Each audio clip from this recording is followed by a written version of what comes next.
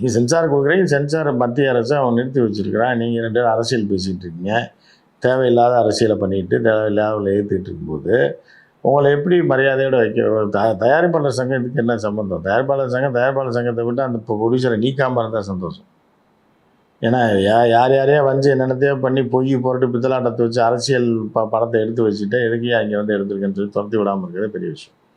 Okay. So இன்னும் நிறைய விஷயங்கள் வந்து விஜய் அவர்கள் வந்து இன்னும் நிறைய இருக்குது அப்படின்ற மாதிரி கடைசியாக சொல்லிட்டு போயிருக்காங்க. ஸோ என்னென்ன விஷயங்கள்லாம் வந்து விஜய் அவர்கள் அடுத்து மூவ் பண்ணுவாங்கன்னு நினைக்கிறீங்க? இதை பற்றி த்ரிஷா விஷயத்தை பற்றி அடுத்து பேசுவாங்களா?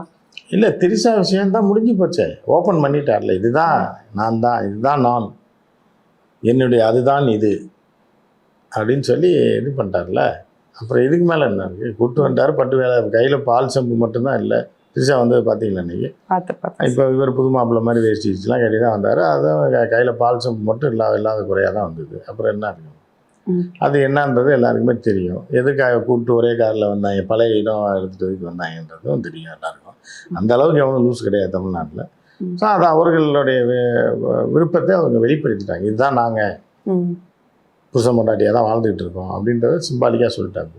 இதுக்கு மேலே என்ன வேணும்?